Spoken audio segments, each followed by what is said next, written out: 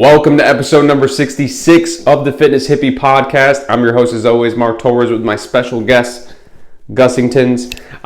Today's episode is all about why training volume is so important. Let's talk about it.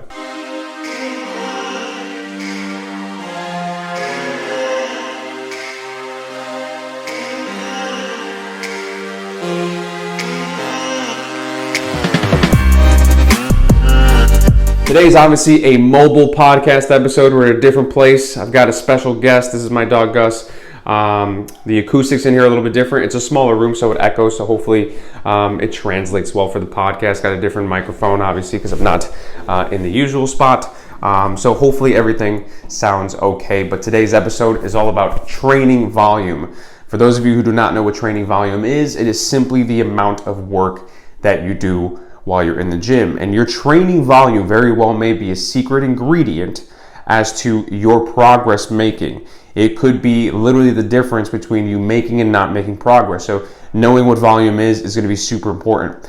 And volume, very simply, like I said, is just the amount of work that you do. So if you want to calculate the volume of your workout, you would take whatever exercise you're doing, you'd figure out how much weight you're using, multiply that by how many sets you do, and how many reps you do per set. So if you do a chest press with 10 pounds and you do sets of 10 reps, that's 100 pounds of total volume per set. And you do that 3 times, it's 300 pounds of volume. That's a really easy way to figure out how much volume you're doing. This is going to be super important to know because as you progress through your training program, you might find that you're starting to plateau a little bit and you might not know what your next step is. Your training volume might be the secret ingredient that you need. And I've had this conversation a few times with a couple different people. I had a conversation recently. This person knows exactly who they are if they ever listen to this, but where they kind of got stuck in their squatting. So, they said that they do like a couple warm-up sets, then they work up to their top weight, and they've been stuck at doing their top weight for 6 to 8 reps for a long period of time, and they're kind of stuck there and they're not going up. And I think very easily it's kind of like nature to just continue to hammer that top weight that you're at for a long period of time until you feel it's starting to break. And that's feasibly an option, but that might take a while to do because your body doesn't have a new stimulus, right? You're doing the same thing over and over again. Your body might have adapted to that top end already. And if it doesn't have anything new to adapt to, it might not ever, not that it won't ever get there, but it maybe doesn't have a reason right now to continue to progress and allow you to squat heavier and heavier and heavier. So for the sake of the example, let's say that this person, and I forget the numbers anyways, was squatting 100 pounds. 100 pounds, they were doing sets of 6. So yeah, sets of 6 reps. I'm gonna grab Gus is holding my hand hostage, so let's see if I can do this without messing anything up. So for sets of 100 pounds times 6 reps is obviously 600 pounds. And then said that they would do that for anywhere from 1 to 2 sets. But knowing that single set volume is super important. For that single set, they do 600 pounds. That's the top set. That's the heaviest weight that they've been able to do. That's the most amount of reps that they've been able to do. They said anywhere from 6 to 8. So let's say 600 to 800 pounds is that top set volume. That volume number is super important because what I told this person was, hey, if you drop the weight a little bit and you do more reps, that could potentially help you plateau.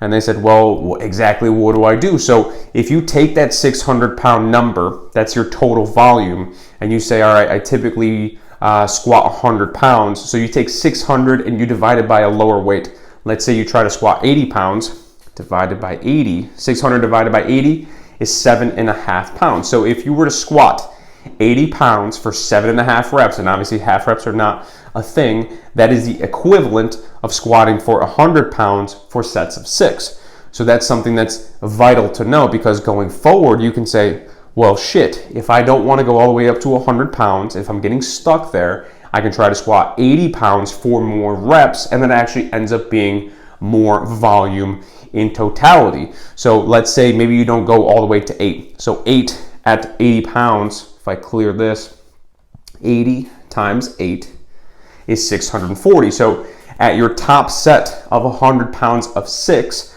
that's 600 pounds. But if you do 80 pounds at 8 reps, that's 640 pounds. So even though the weight is less, the total volume is more. So you're doing more work, your body is working towards moving more weight. So eventually, if you keep improving on that rep number that you can do at 80 pounds and you try to go back to 100 pounds, you can hopefully start to break through that plateau that you were doing 6 pounds or 100 pounds at 6 reps.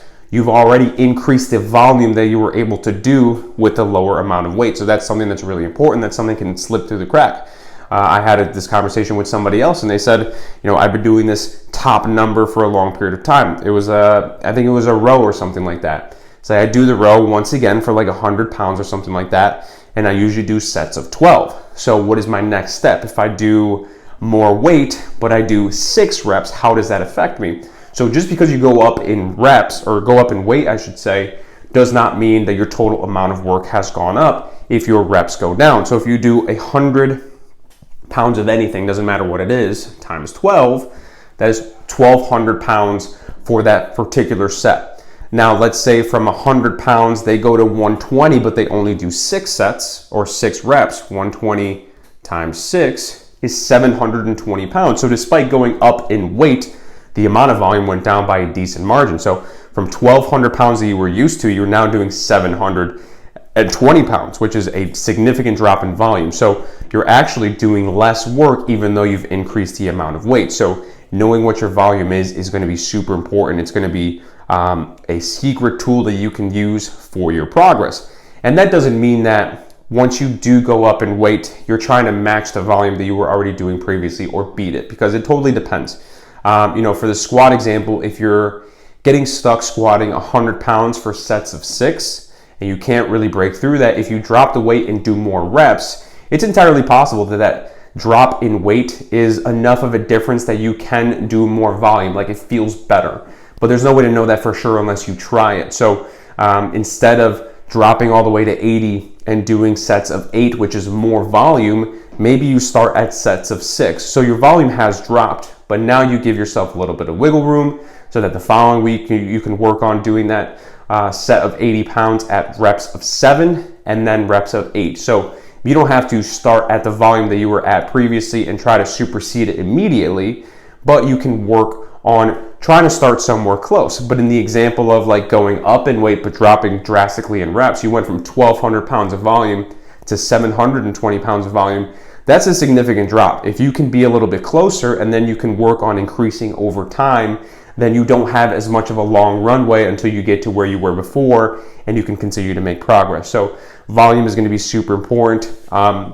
You can technically take the total tonnage of everything that you've done and look at your volume from an exercise, or not even from an exercise, from a total workout scenario. So if you find out that you do a chest press for 10 pounds for sets of 10 reps, that's 100 pounds per set.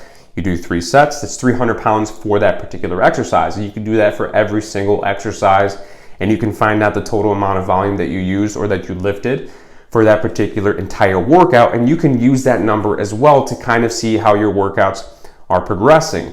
Hopefully your workouts are similar enough from week to week that you can see that overall total tonnage, that overall total volume also start to increase. And it's not going to increase all the time. It might kind of flatten out a little bit, and that's totally okay. But as long as your total volume is not drastically spiking and then drastically dropping because you're always manipulating some weight or reps in a different manner, it's going to be really hard to kind of keep up with that. So making sure that your total volume is going up or it's plateauing.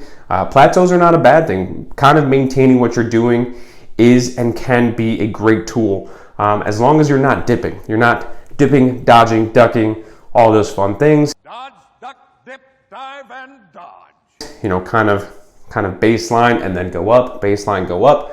That's great. If it dips a little bit every once in a while, that's totally normal. Deload weeks, there's obviously going to be a big drop in volume, but that's a topic for another episode. But hopefully that makes sense. If you have any questions, of course, you can always shoot them to me on Instagram at MTEFit or send me an email at madetoexcelfitness@gmail.com. But knowing your volume could be the secret weapon in order for you to make progress going forward. Hopefully you guys enjoyed this mobile episode of the Fitness Hippie Podcast.